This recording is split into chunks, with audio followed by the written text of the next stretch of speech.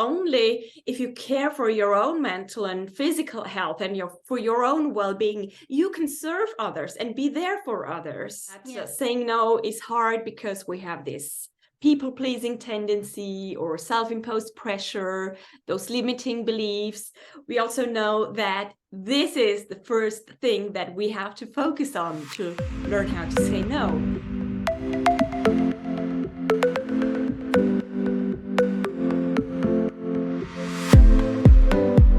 As you know, dear viewers, on the PowerMinds channel, everything is about positive energy. And today we have a great guest who's going to share with us everything about how to protect your positive energy by saying no. Now join me in welcoming Dr. Andreja Wirz, who is an executive leadership coach and an organizational psychologist, and who specializes in the important topic of self-leadership and resilience. A very warm welcome to you.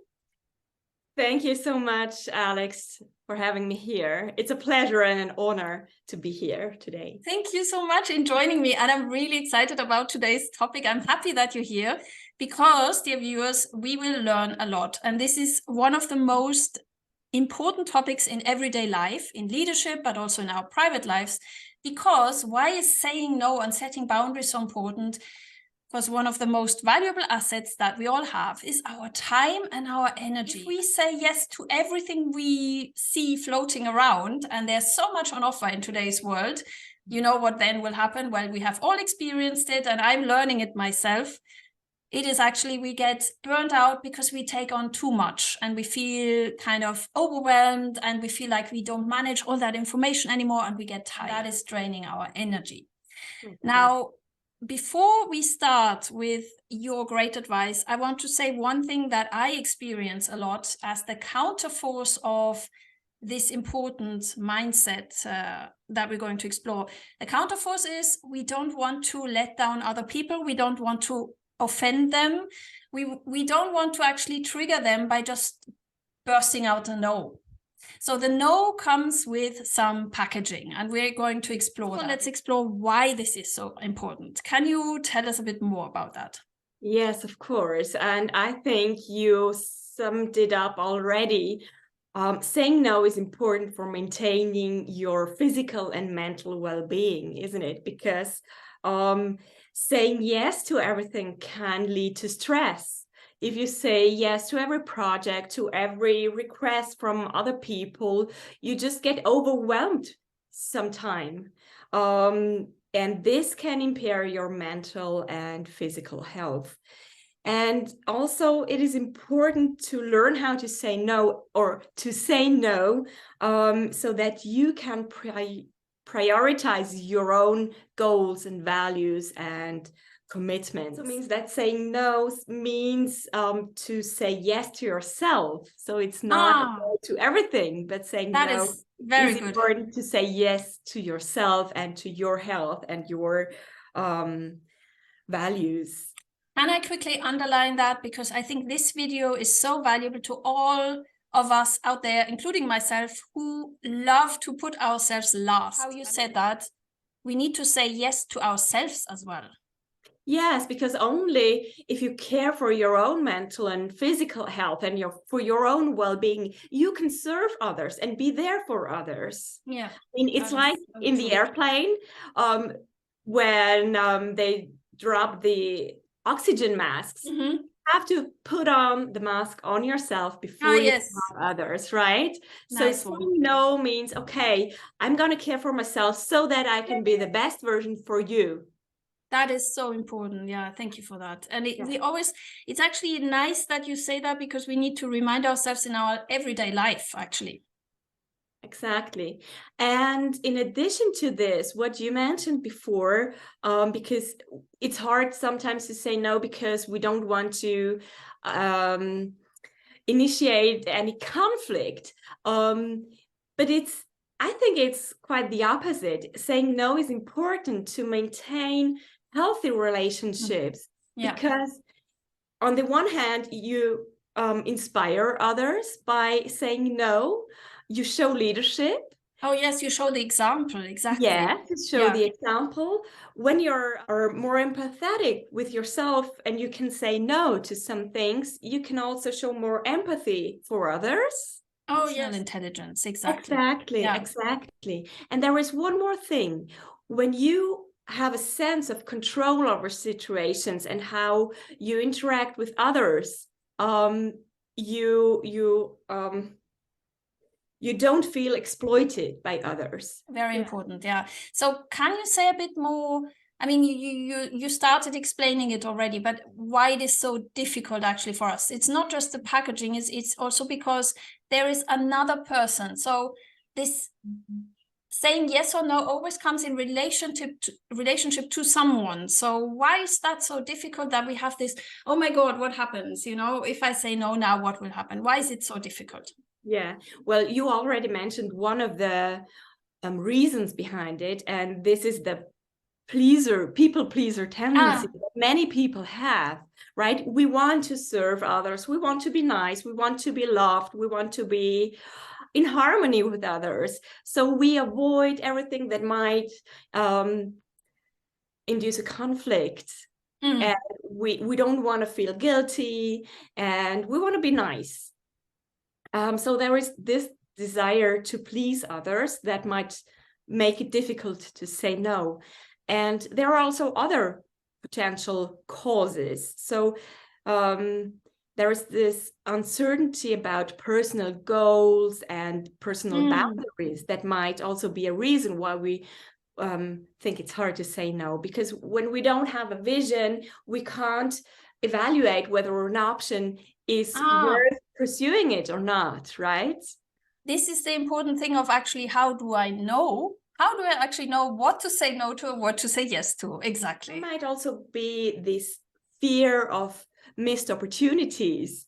I mean, when you receive so many ideas what you could do, and you think everything is so cool and important, and you think if you don't do it, you might miss out. Yeah. Miss out, yes.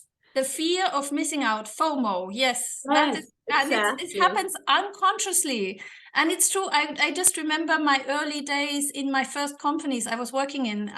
This just came to mind, where you are being invited to so many initiatives and you feel like, oh my God, if I don't say yes there, this will not be good for my career, so I have to say yes. And then you feel even that you have to, you know, that pressure, it's kind of social pressure. Exactly. And also the socializing events can put on a lot of pressure on people when they have to go out for dinner, for whatever, every night, because they think that they might not strengthen their network enough. It's true.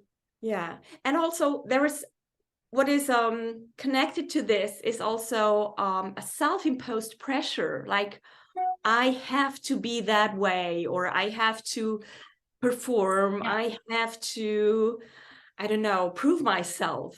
So self-imposed pressure, of course, is also, it's true. It's these things that it's this inner dialogue that we say, okay, if I don't do that, I won't be seen as, but actually it's just a self-dialogue. It doesn't mean the others see us like that.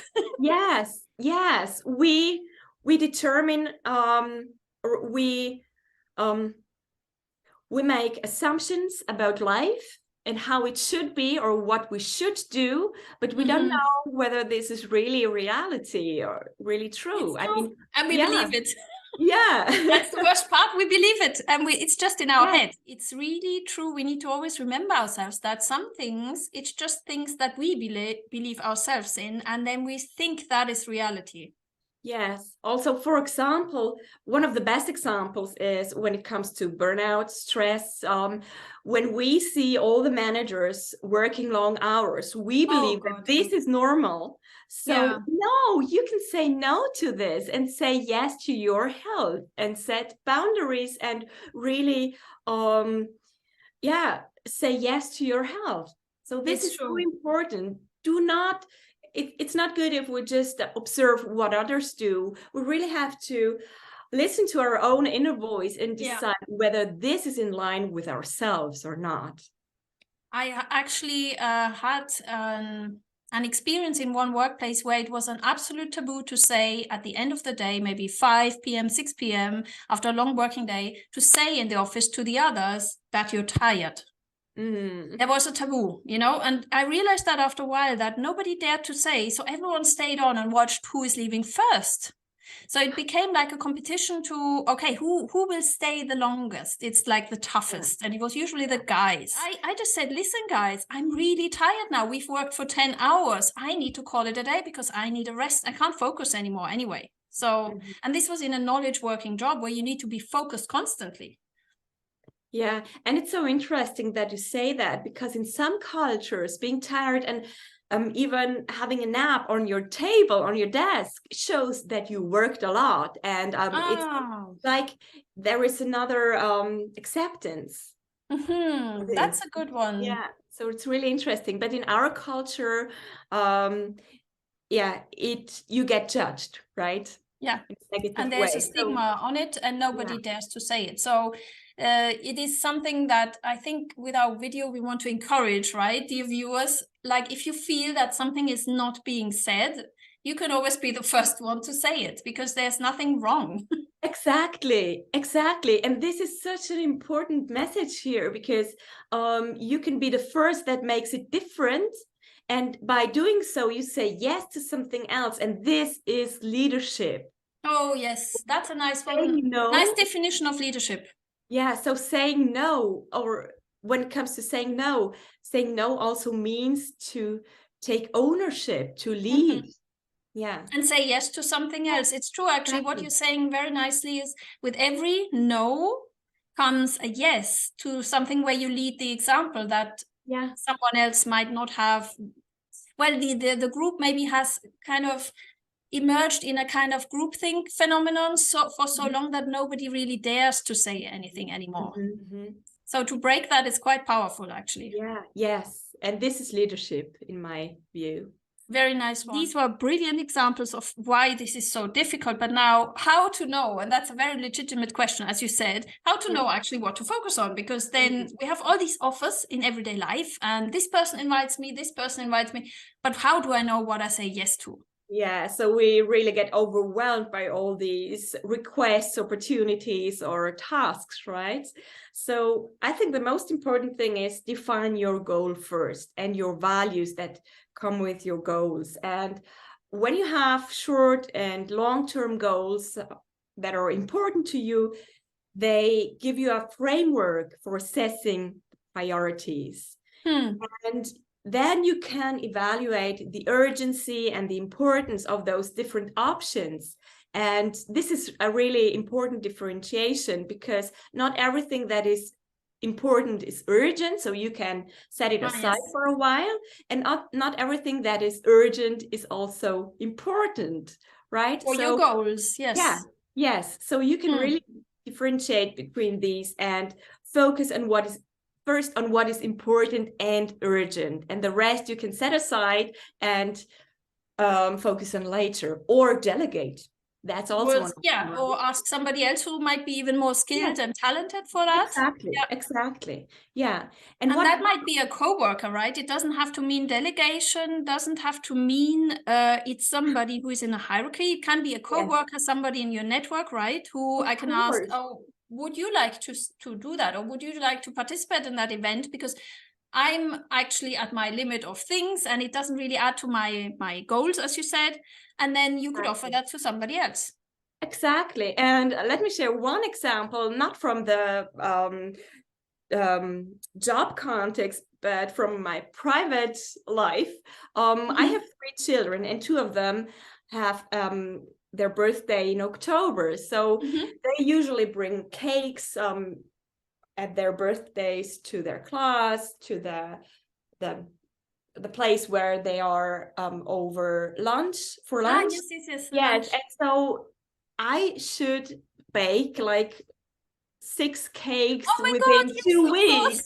You have them all in a short period. Yes, and for the birthday party. And I mean, they always love those self-made, homemade cakes. But at one in one year I was like, oh no, this is too much for me. So I'm gonna just buy something. And they loved it because I did not buy the cakes, but donuts. And this was my daughter's wish, and they loved it. So saying no means also making life easier. Yes, sometimes it can make your life easier. And it also, as you say, with this wonderful example, it kind of inspires yourself to think of a new option. Yes, exactly. So you get creative. Yeah, we should all be more creative with our own lives. And this is so good what you say, because we should always start with ourselves, shouldn't we? We should always, like, before we start to blame like the kindergarten, the school, or this lunch place, so, you know, how can I be more creative with my own time? Yeah, true. That was a nice example. Yeah. So other ideas on how to decide what is really a priority and what you want to say yes to and what you want to say no to is assessing your capacity. Really be honest with yourself and ask yourself, do I have the energy? Do I have the resources to do that or not? So decide whether it will be overwhelming or whether you can bring it into your daily life somehow. Yes, that is so true. And this means honesty with oneself, knowing oneself. So this conversation we need to have with ourselves constantly. So as you said, to know your goals. Okay, what do I really want to achieve? What am I about? And then also, what can I do? Like, what is in my capacity? What is, like, for example, I give an example out of my own life. I know that, for example, scuba diving will not be my capacity because I have a very weak lung physically. I know it. So this one is easy for me to assess. But other things, it's sometimes very difficult to not overestimate yourself, because you think, okay, let's aim high. At the same time, maybe you don't have the energy, as you just said, or you don't have enough time. Yes, and I think this is a problem or issue that many high achievers have, or high performers performer have, right? They think, okay, let's bring it into the week somehow, we will do that. But at the end, they feel depleted, they lack energy. So yeah, it's not really nice when you feel exhausted and you don't have any time for yourself. Yes, it's not really nice. And as you just described it, you feel depleted, but there's another feeling coming in, when you start to feel guilty because you overpromised. You promise, I will make it. And then no, you won't, because you don't have the time. The week is already full. And then you feel guilty because you have let the person down. That is the additional one. And so what do we have from that experience? Nothing. Nothing. True. That's absolutely true. Yeah, and what is also helpful is when you ask someone else how they would decide, like for example, good friends or a mentor. They have made different experiences maybe, and they can tell you what is really important right now. When you yourself, you feel overwhelmed and you don't feel able to make that decision. It's good to have a second opinion, but from someone, as you said, somebody you trust, and that you know this person is not just telling you, oh yeah, this is okay, because the person wants to please you. You know, also we have to choose these people wisely, because, well, I know who I will ask, but that is the nice raison d'être of coaches, because coaches like you know, experienced and professional and really executive coaches are there for that. Because if you have decisions that really, oh my God, it will change your life, it's good to have a coach, honestly. Yes, true. And they will not make the decision for you, but they will help you in the process of self-reflection so that you can make your choice that is in line with you. Exactly. That is in line with you. That is important. And that really helps you as a person, and not just, oh yeah, it will be good if you do this because people will think it's nice. No. It's about you. Exactly. What is also important, I think, is making yourself aware that not everything can be a top priority, and that you have the right to say no. Yes. Getting rid of all those self-imposed pressure that Beliefs, yes. of these beliefs that put pressure on you.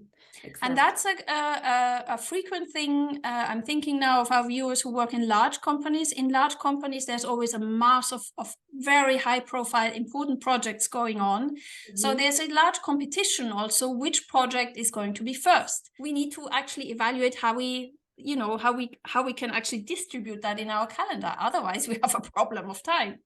Exactly. So another thing that you are really strong about is this small steps of how you can learn how to say no. And especially now for those viewers who are thinking, okay, this is all great advice, but where do I actually start? How do I know where to start? What would you say are the small steps how to learn how to say no? Yeah. So now that we know where it comes from, the fact that it's hard to say no, it comes from those people-pleasing tendencies, from self-imposed pressure, for example. We know that this is the first thing that we have to focus on to learn how to say no. So we have to explore those subconscious patterns, subconscious mindset patterns, or also conscious beliefs about life and ourselves, and focus on these. So I do usually explore the subconscious and conscious mindset and Feelset with my clients, so that is so powerful.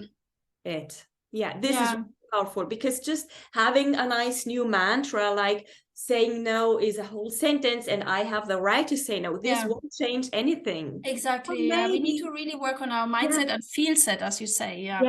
Yes, because just being aware that you are allowed to say no will not change the situation in the long term, because the pattern is neuronally, how to say? Yes, it's neuronally ingrained in us. Yes, exactly. And actually, it's really, really important what you're saying here, because this is something that for me also for a long part of my life, I was not aware. There's things that I do unconsciously because as a child, I've learned them. It's patterns. And dear viewers, with a pattern, we mean things that you sentence structures or things that you say frequently, right? I think it's so important that you address the childhood, because this is when those patterns often get established. Yeah. And this is because of the education or observations we made as a child and the reality we created in our own minds, although it was maybe not the reality for others. But we created it to understand, or to have an understanding of life. Yes, and exactly. Our environment. I want to share some more examples. One example is like, if someone asks you for a favor, you say, of course. That's it's a nice like one. Automatic response. Of course I do. That's also why not pause and say, let me think about it. I will come to you back by Friday or whatever. And another pattern is also maybe more on the behavioral side, is when you come home, you go to the fridge and you grab a beer. People have these kinds of patterns, right? That's a behavioral. So like it's habits that are so trained. They have been trained in our lives for many, many years. And through all those repetitions, we think it's normal. It's not. Yeah, exactly. And other more patterns concerning your beliefs, or like, work is hard.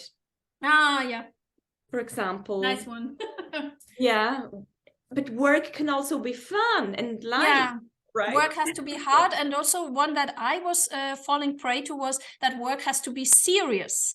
Now, seriousness is a great topic to explore. I mean, being serious and concentrated is one thing. We all have to focus, and we don't smile when we focus. Okay, fine. But what it doesn't mean is in a business meeting that you're not allowed to laugh. Because I realized myself, I was getting whenever I was in a professional environment, I didn't laugh anymore. So why was that boring? I mean, and where does creativity come from? Not from serious meetings, but when you are free, when you feel free. Exactly. So that was when I explored the topic of psychological safety. I came across my own behavior, and I really made it a mantra for myself to work on myself first. So I realized, okay, if I don't laugh at least 3 times a day when I'm working, then something must be wrong. Because why do I cut it out? You know, that's one of these mindsets that they're so unconscious. It's crazy. Yeah. So we want more laughter at work. Yeah, exactly. Yeah. Yeah. And this also shows that those stereotypes that we have about life or the other people or managers, they restrict our set of behaviors. Yeah. So this might also be a reason why we say yes to things, although we want to say no. Like, just one simple example. Why should I wear pumps if I don't like pumps? My feet get sore. So I prefer sneakers. And 10 years ago, this was almost a no-go in some environments, right? Yeah, today it's true. Different. But this is this is also an idea. If you want to learn how to say no, start with small things. Yeah, it's true. That have an impact on you, but maybe a less strong impact on others.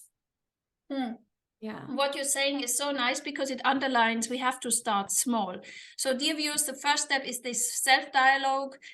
First of all, go with yourself and have that dialogue. Okay, what do I constantly repeat with myself? But maybe also get advice from somebody professional like Andreja, or like reach out to a person that you trust first, but go in small steps, because it's really work on ourselves, isn't it? Yeah, absolutely. And the other thing is, when you did that groundwork to learn how to say no, you can make a step towards using communication skills on how to say no. They do not know how to say no in a polite way, so that they don't feel guilty. Exactly. Right? So now, dear viewers, this is, if you have all had the question in your head up until now, so how do I actually say it? Because I don't want to offend people. This is it. Exactly. So listen well. So I think the first thing is you can say your appreciation about the request. Thank you for thinking of me. I really appreciate it, for example. Then you can also say that you want to think about it. So give yourself a little bit time for self-reflection before you commit to something or before you say no to something. So if you really decide to say no, you can, what is also good then is that you can explain why you say no, and say, I really regret it, but I don't have the time to commit myself to this project, and I would really, I wouldn't have the capacity to do it on a high standard level. Yes. That is also a very honest way to say.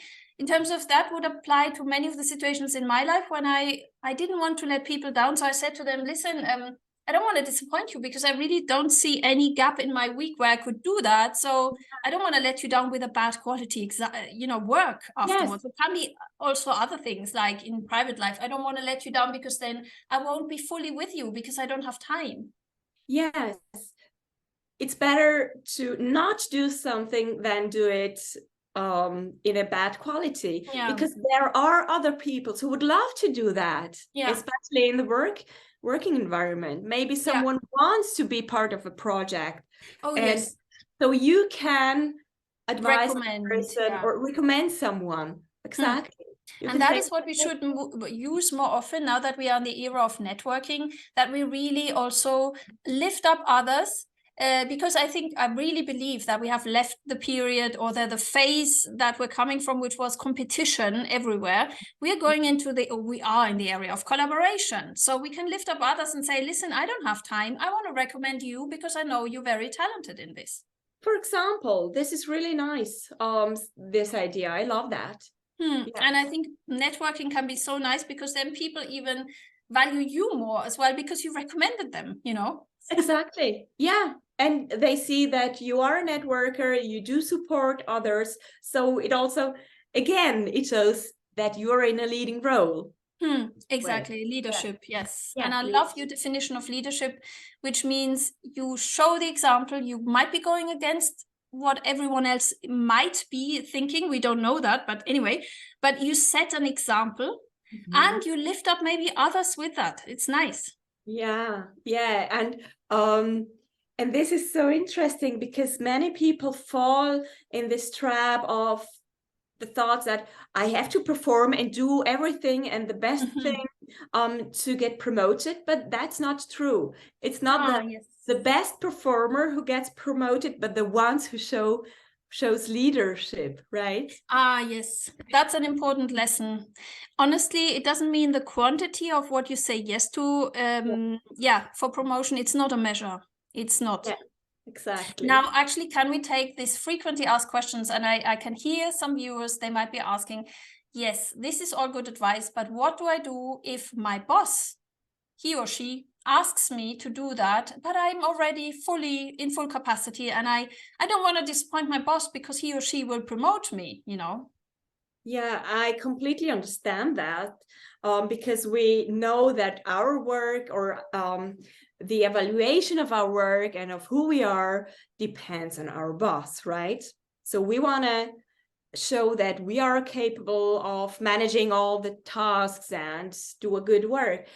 And still, all the tips that we shared before are important also in this situation. I mean, it's important that your boss knows when it's too much, because he might not be aware of that you are over your limit. He might not be aware of the pressure he puts on you. So it's really important, I think, to communicate clearly also in this context. And actually, and that is again our responsibility as leaders or as people. We are responsible of saying, listen, I have this at the moment already on my plate. We have to say that. We can't expect the others to know that or to ask us for it, because they don't know it. Exactly. They do not know what you have on your plate. Exactly. This is the point. So you have to create transparency about your work. So you can say no, and still you can offer a different solution. You can say, okay, I can't do that by tomorrow morning, but I can do it by tomorrow evening. Will that work for you? Or for example, I don't have the capacity, but I can ask Lisa.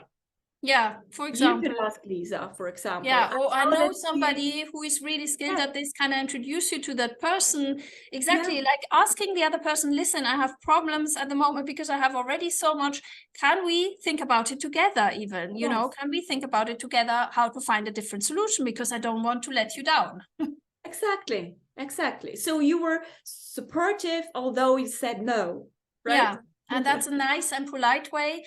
This is, dear viewers, what we're talking about, the packaging. I think it's always how you communicate things sets the tone, and how you say it to the other person will then also create that relationship. That is so important. Absolutely. And in my opinion, you can be really assertive in this context. You can say with a self-confident voice tone, no, that does not work for me. Because if you say, oh, I'm not sure if I can do that, he will come and say, of course you can do that. I mean, be clear. Be clear. Yeah, that will come like a boomerang, you know, it will come back straight. Exactly. So you have to take on the control so that you have that some kind of self-determination. Yeah. And this is what maintains your mental and also physical health. Absolutely. So this is so valuable. Thank you so much, dear Andreja, for all these great tips. I will also, of course, take great care to link in your great website. If you, dear viewers, are looking for great self-leadership coach, please reach out to Andreja. And also, if I may mention this, you are great on LinkedIn. So have a look at some of the LinkedIn posts, because one of the topics that you're promoting as well is actually finding your own sources of positive energy, isn't it? Absolutely. And that is so inspiring. So if you have doubt, have a look at LinkedIn. It's great. So thank you so much. Thank you, Alex. It was a pleasure to be here. And I'm really curious what the listeners will say about our discussion here, and whether they have additional tips. Dear that they might viewers, share in also the feel comments. free to send us any comments, questions that you may have, either on LinkedIn or in this YouTube video in the comments, because we want dialogue with you, and I hope this has been useful for you. Yeah. We'd love to connect. So have a great day, enjoy, and say no.